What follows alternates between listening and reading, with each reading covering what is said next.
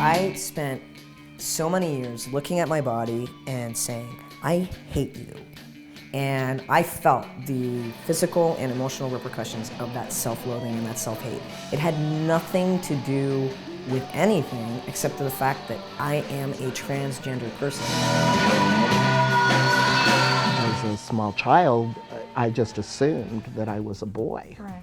And it was really irritating to me that adults kept on putting me in dresses and, you know, doing other things that indicated that they didn't get this basic fact. I thought they were crazy. The first time I ever realized in my own mind that I was a boy, I probably was about 4 years old. And that's the earliest memory I have of it. And it was something very simple and innocent. I was taking a bath with my brother, and my mother was bathing us, and I saw his penis, and I looked at her, and I said, when are you gonna buy me mine? It was life or death for me. Right. I had already attempted suicide twice. Wow. So it was like, if this doesn't work, I don't care, I'm gonna kill myself. The minute that puberty started, I didn't live in my body anymore. I lived someplace else, and my body was like a car that I drove around that other people confused with the real me, but it had nothing to do with the real me. I'm proud of who I am. I'm proud of my body. Everyone being here is part of that message now, and I see it growing. I see it growing rapidly, which is so fucking cool, because back in the day when I did it, there was like nobody. I had no idea that I could have a sex change. I had gone through many years of therapy. My therapist would always say, you're a very male-identified female. Right. What is that? Right. That's some weird terminology. I don't know That where you is got. weird. That is weird. They would never acknowledge the fact that I was male until I found a gay woman who just started her practice. And it was like, she said, you know what, Buck, you are a guy. I totally believe it. It was like, I cried. I was like, someone believes me. That was a defining moment for me. That was definitely. I can only imagine, yeah.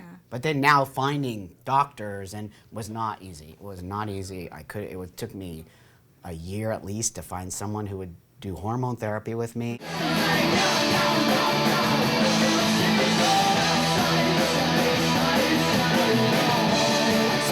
Years in the deepest, darkest places and so depressed about it and hating myself so much. And then finally I'm like, that's it, I'm done, I'm doing this. The first step was top surgery. I was like, oh my God, I feel so much in my body.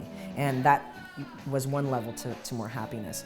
Coming out was a level to happiness. And then when I started testosterone, it was because the need to transition physically was so great.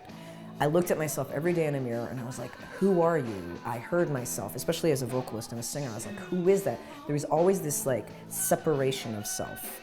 And I start tea and it's my medication.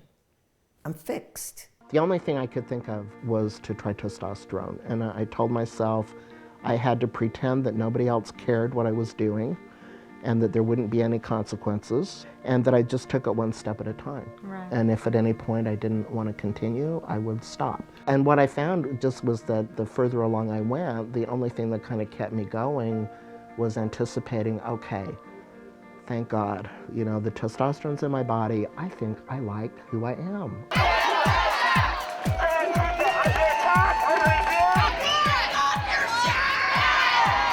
You take off your shirt. I really don't have anything to show here. They're gone. Do you know of people who are like, I'm gonna do it myself? They do it themselves. I know a lot, especially in the United States. I'm assuming in countries where being transgendered is essentially illegal. Right. I've heard of stories where, you know, guys get testosterone on the black market. Wow. And they inject it themselves. They don't do any, which is really, really dangerous because you need to check your levels, because if your levels are too high or too low, it could be doing like a lot of damage to your body. You can buy whatever you want now. Transition is consumer driven, but the truth is that if you're determined to transition and you have enough money, you can go do it tomorrow. Wow.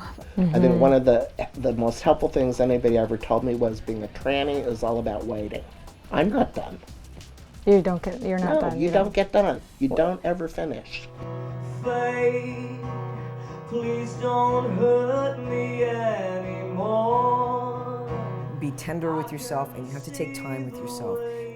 Going into things and just automatically doing anything in life is not a good idea. I think the greatest idea is to take care of yourself and take care of your emotions and give yourself time to explore things.